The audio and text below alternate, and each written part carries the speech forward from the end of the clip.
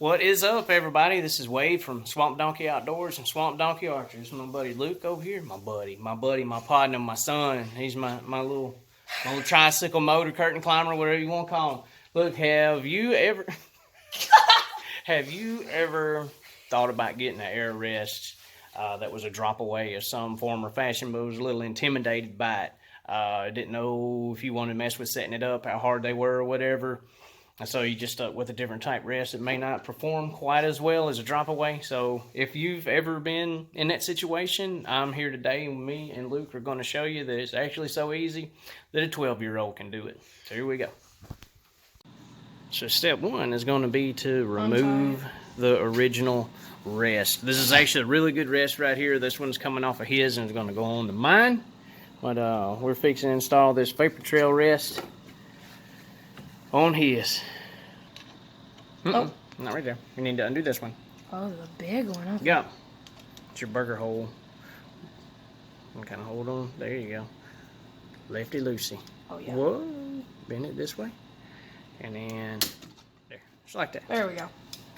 And then we just unscrew that. And don't let that expensive rest fall on the ground. And step two, we're going to mount it back to it. Put the hole in. Look at him work. Look at that child work. There we go. Get it in there and snug down. Okay, so you got to make sure that you have it level. And then that's going to be pretty close right there, because we'll do the arrow leveling with another adjustment on there.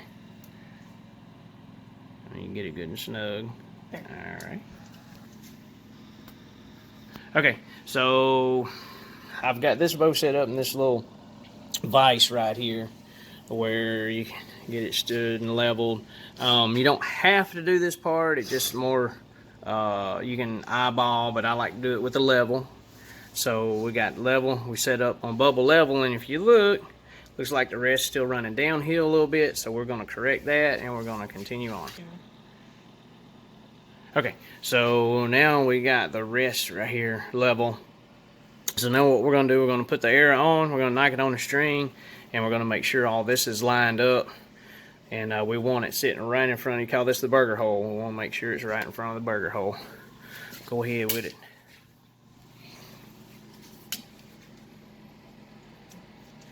And then we want to look. Looks close to me. Looks really close and level. Maybe just a touch. Maybe just a touch low. After putting the rest on there, or the level on there, okay, let it sit back where it was. We can see that the bubble's just a little bit off level, which means that the front of the arrow is going to have to come up just a touch. Means we'll break the little adjustment loose on the back side. We'll pick this whole assembly up just a little bit, get the arrow level with the shelf right here, and that should be really close.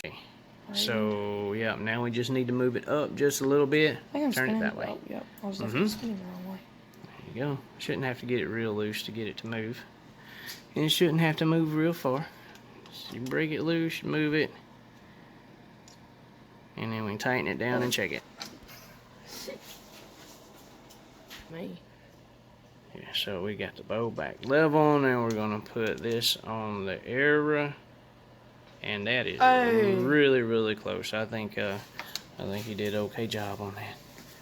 All right. Okay. So the next part is we are going to get the string snugged in. We want this string to be facing down. Okay, so the way that this one's set up right now, with the bow being in the static position after the shot, the rest is up. So what we want this rest to be down when the bow is not drawn back. And we do that by this string right here. So if you pull the string up, it makes this rest go down, okay? So if you have it tied to this top limb right here, let me get it to focus, there we go. So if you have it tied to the top limb, when you draw back, of course this limb is going to bow down as you draw back. So we want it sitting like this, you draw it back, as you draw it back the rest comes up, and then when you shoot, and the limb springs forward, it's going to make this fall down. So this one is going to have to be set up on tying to the top limb. Okay, so we've got it all installed. We got it tied the way it's supposed to be tied. Now, next thing we got to do is we need to shoot it through some paper right here to make sure we get a pretty hole like that right there. What we don't want to see is some like all this. So we'll try to do all the tuning on that, and hopefully we'll be getting one like that right there. All right, you make sure you do a nice easy pull through on your release, and we'll see what it looks like. Oh, look at this. Look at that. Woo, that's pretty. We're gonna do one or two more shots, and we're gonna see what it looks like. Okay, go for it again. Nice, easy.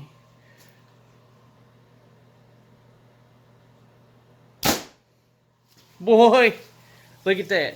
Look at that. Right there.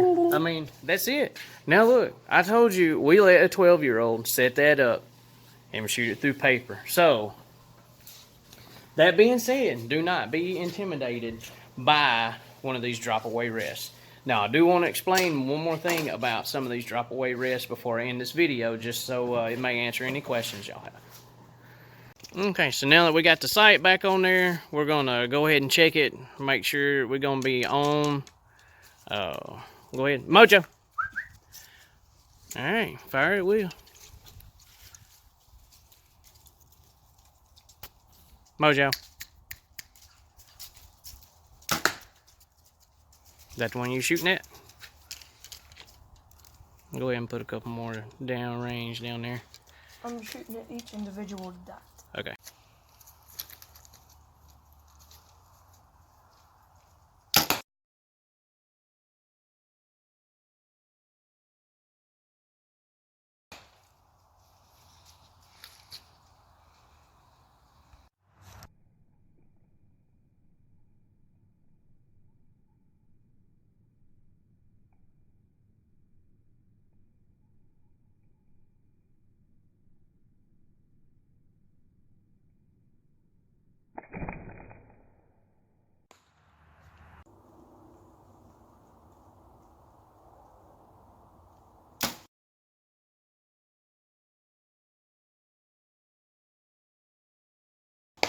There we go.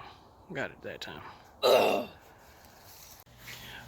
Okay, so I want to explain that there are two different types of these drop-away rests. Two different primary types. So like I said, this one isn't what you call limb-driven. Okay, like I was explaining, you have a string that links the actual rest pivot point directly to the limb. When the limb actuates down from the draw cycle, it puts slack in this. The little spring mechanism and everything in here is what makes this rest come up. Holds your arrow in the upright position, and then when you release it, the limb springs forward, pulls all the slack out the spring, in turn, dropping your rest out of the way, let your arrow travel forward without very much drag. Okay, so we have this one is what you call a cable driven. Works the same fashion. In the relaxed position, it's going to be down. When you draw the bow back, this rest actuates up. Okay. The only difference is this one is linked to this cable, this bus cable right here. So when you draw the bow back, this cable is going to move down. This one will move up as the cams cycle back while you're drawing the string back.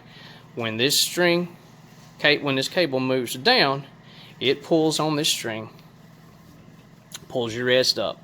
Of course, when you release, the string goes forward, it lets the rest drop. Okay, but the thing about this one is you have to worry about where your string is tied through your cable. This knot can loosen, it can slip up and down in the string as well, and that's going to affect where this thing moves up and down. It may not drop the way it's supposed to. This one, you don't have to worry about that. If you get your knots tight and this is tight and the string don't stretch, it's going to be right where it needs to be. The advantage of this one is as long as you have your knot good and tight, and you cinch it in place with maybe a little servant or something like that, and you get this string where it stays there, these are usually way more cost effective than what these are. This rest right here, this is a Trophy Ridge, maybe it's a little bit not a high-end name brand, but I would say mid-scale. If you look at what you're doing, you can find this rest here for 35, 40 bucks sometimes. This Vapor Trail right here, they're going to be way more expensive. These Vapor Trails are, you know, $120, $125. But in my opinion, they're well worth the money. They're very well built. As I said in the earlier video, it's a good company. They make very good products. They have very good customer service. If you have the money, I would highly recommend one of these rests here, especially for hunting purposes. This one works well in 3D. And this one works good too. This is my hunting bow. Yes, my hunting bow. It's purple. There's nothing wrong with a grown man using a purple bow. You know what? Because this bow shoots phenomenal, and it will kill a deer. I don't care. So, that being said, they both have their advantages and disadvantages. As long as this cable type is set up correctly, man, they really perform good once you get them where they'll stay.